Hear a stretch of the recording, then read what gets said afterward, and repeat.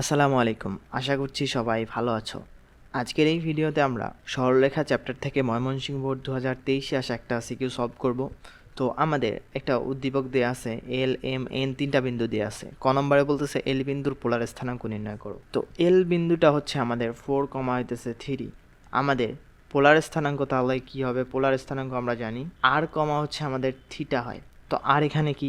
আর সমান সমান হচ্ছে আমাদের এই যে এক্স স্কোয়ার প্লাস হইতেছে আমাদের ওয়াই স্কোয়ার, এরকম না? তো এখন এক্স হইতেছে আমাদের এইটা ভুজটা, এটা আর কোটিটা হচ্ছে আমাদের 3। তো রুট ওভার আমাদের তাহলে হচ্ছে 4 স্কোয়ার প্লাস হইতেছে আমাদের 3 স্কোয়ার। তো এখান থেকে আমাদের কি চলে আসতেছে? এখানে 16, এখানে 9, তো আমাদের 25 চলে আসতেছে।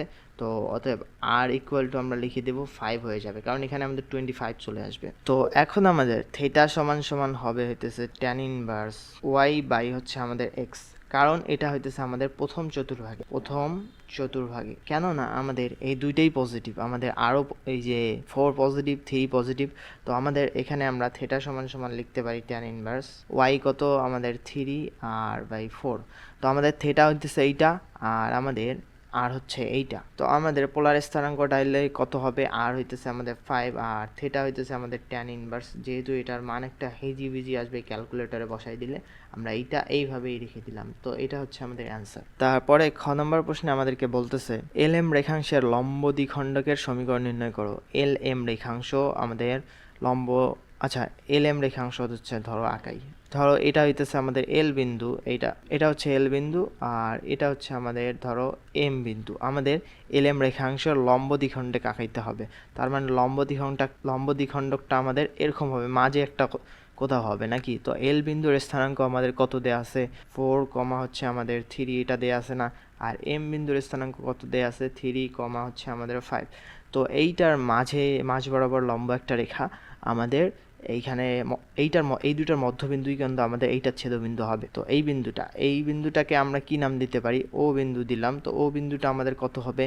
তাহলে ও বিন্দুটা আমরা এখানে লিখতেছি, এই যে ও বিন্দু ধরি, তাহলে আমাদের কি হবে? এই দুইটার মধ্যবিন্দু হবে। তার মানে এই যে 4 প্লাস হচ্ছে আমাদের 3 ডিভাইডেড বাই 2, হচ্ছে আমাদের এই 3 প্লাস 5 ডিভাইডেড বাই হইতেছে আমাদের 2, এটা হবে না আমাদের? এইটা হবে। তো এখন আমাদের 7/2 এইটা হইতেছে, আর এখানে কত?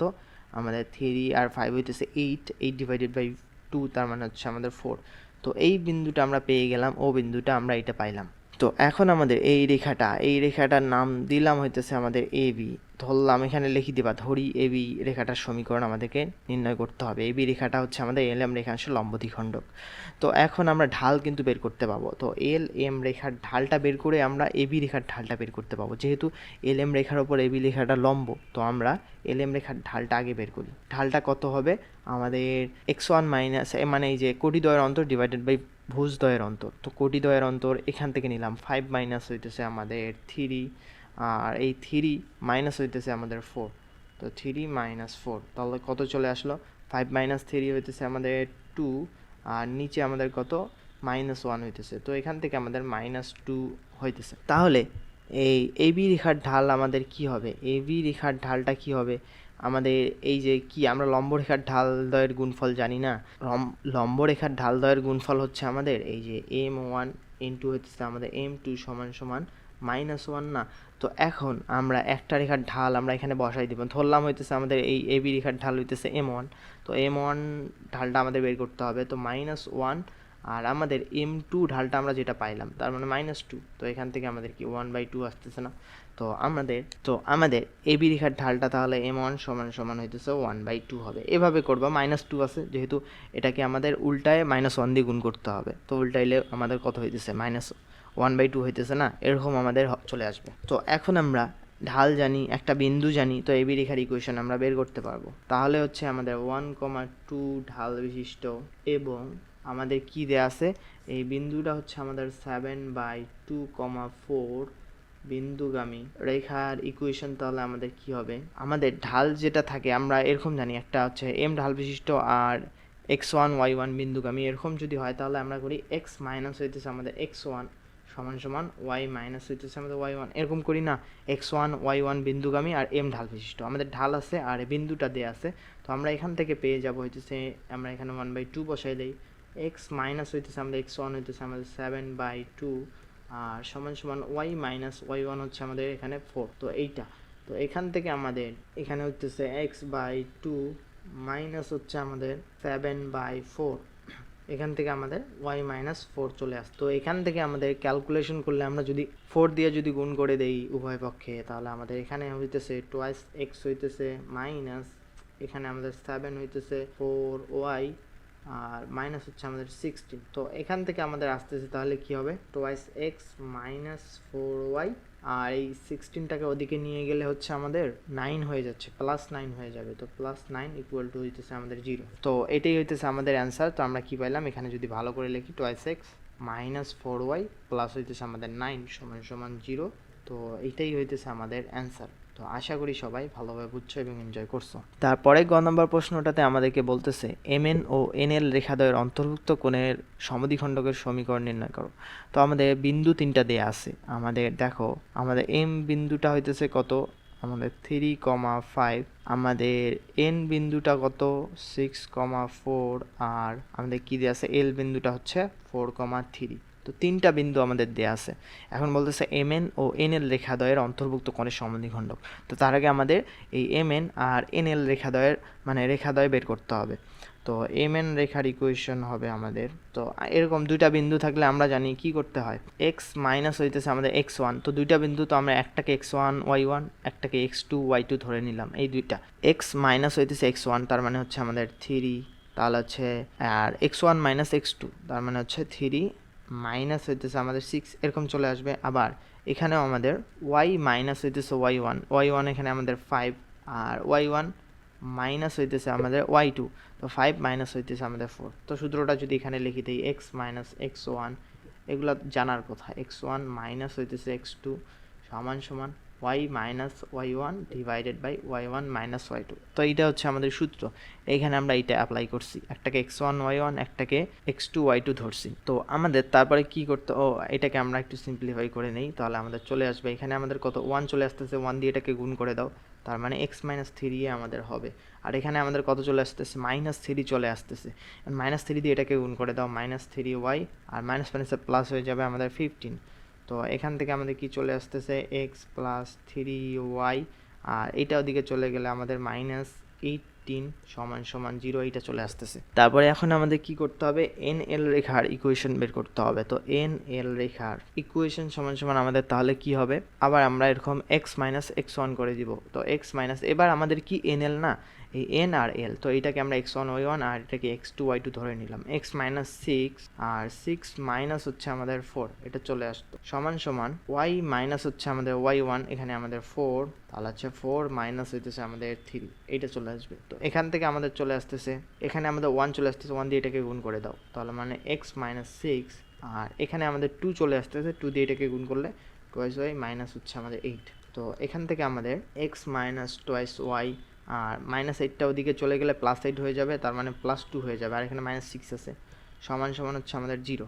তো আমরা একটা এইটার ইকুয়েশন পাইলাম mn আর হচ্ছে nl রেখার ইকুয়েশন পাইলাম। তো এখন আমাদের বলতেছে mn ও nl রেখাদ্বয়ের অন্তর্ভুক্ত কোণের সমদ্বিখণ্ডকের সমীকরণ নির্ণয় করো। তো অন্তর্ভুক্ত কোণের সমদ্বিখণ্ডকের সমীকরণ নির্ণয় করার ক্ষেত্রে আমরা যে কাজটা করি সেটা হচ্ছে আমরা ইকুয়েশনগুলা প্রথমে লিখে নেই, যে দুইটা আমাদের বলে, যে দুইটা আমাদের রেখার অন্তর্ভুক্ত এই যে কোণের সমদ্বিখণ্ডক বলে, সেই দুইটার ইকুয়েশন আমরা লিখে নেই এভাবে। এই যে আমাদের দেখো, আমরা এই যে এই ইকুয়েশনটা লিখে নিব, x প্লাস হচ্ছে আমাদের 3y মাইনাস হইতেছে আমাদের 80, এখানেও এই ইকুয়েশনটা এভাবে লিখে নিব। আর এখানে আমাদের x minus twice y plus হইতেছে আমাদের 2, এখানে এই ইকুয়েশনটা লিখে নিব। আর নিচে আমরা কি করি, যে ইকুয়েশনটা লিখি সেই ইকুয়েশনটার x এর সহগ y সহগ স্কোয়ার করে আমরা যোগ করে দিই। এখানে x এর সহগ হইতেছে 1 স্কোয়ার প্লাস হইতেছে আমাদের কত, এখানে 3 হইতেছে, তো 3 স্কোয়ার। তো আমাদের এখান থেকে এইটাতে হইতেছে x এর সহগ 1 স্কোয়ার প্লাস -2 স্কোয়ার, তার মানে হচ্ছে আমাদের এখানে 4 একবারে লিখে দিলাম। আর আমরা কি করি, সামনে হচ্ছে প্লাস মাইনাস, তো আমরা প্লাস মাইনাস নেই। তো এখন প্লাস মাইনাস নেওয়ার পর একবার প্লাস নিয়ে কাজ করব, একবার হইতেছে আমাদের মাইনাস নিয়ে কাজ করব, তাহলে আমাদের দুইটা ইকুয়েশন চলে আসবে। সমদ্বিখণ্ডক দুইটাই হয়, একটা রেখার সমদ্বিখণ্ডক, দুইটা রেখার সমদ্বিখণ্ডক তো দুইটাই হবে না, এরকম যদি আমাদের দেখো এটা একটা আর এটা একটা সমদ্বিখণ্ডক কি হবে, এটা একবার সমদ্বিখণ্ডক হইতেছে যদি আমাদের এদিকে একটা এইভাবে সমদ্বিখণ্ডক হতে পারে আর একটা এইভাবে সমদ্বিখণ্ডক হতে পারে, তো দুইটা সমদ্বিখণ্ডক না, ঠিক এরকম আমাদের দুইটা সমদ্বিখণ্ডক চলে আসে। তো এখন আমাদের প্লাস নিয়ে আমরা কাজ করব। তো প্লাস নিয়ে কাজ করলে আমাদের দেখো আমাদের এইটা আমাদের ঠিক থাকে x plus 3y minus 18 divided by আমাদের এখানে কত চলে আসতেছে 1 আর এখানে 9, তার মানে হচ্ছে আমাদের √10 প্লাস নিলে আমাদের এটাই থাকতেছে, তার মানে এক্স মাইনাস 2y প্লাস 2, এখানে 1 আর এখানে আমাদের 4, তার মানে হইতেছে আমাদের 5 থাকতেছে। এখানে √5 ইন্টু √2 আমাদের লেখা যায় আর এখানে √5 আছে, তো আমাদের এটা কেটে দিলে আমাদের এখানে শুধু √2 থাকতেছে না, আর এখানে আমাদের 1 থাকতেছে। তো আমাদের এইটা দিয়ে এটাকে গুণ করে দাও, এক্স প্লাস হইতেছে আমাদের 3y মাইনাস 18 সমান সমান আমাদের এখানে যেহেতু √2 থাকতেছে, তো এই √2 এখানে গুণ হয়ে যাবে, তো √2x মাইনাস 2√2y প্লাস হইতেছে আমাদের 2√2 এরকম চলে আসবে। তো এখন এখান থেকে আমরা এক্সগুলোকে এদিকে এনে কমন নিব। তো এক্সকে কমন নিলে আমরা এক্স যদি এভাবে কমন নেই তাহলে এখানে 1 থাকতেছে মাইনাস আর এখানে আমাদের √2 আসতেছে, √2 এরকম চলে আসতেছে। এখন আমরা যদি ওয়াইকে কমন নেই তাহলে দেখো প্লাস ওয়াই যদি কমন নেই, এখানে হচ্ছে আমাদের 3 আছে আর এটা মাইনাস আছে না, প্লাস হয়ে যাবে এদিকে আসলে, তো প্লাস হইতেছে আমাদের 2 আমাদের এটার কাজ গেল, এটার কাজ গেল, এটার গেল, এটার গেল। এখন আছে হইতেছে আমাদের এইটাকে আমরা এইভাবেই লিখে দিই 18 আর এখানে প্লাস আছে মাইনাস হয়ে যাবে 2√, তো সমান সমান হইতেছে আমাদের 0।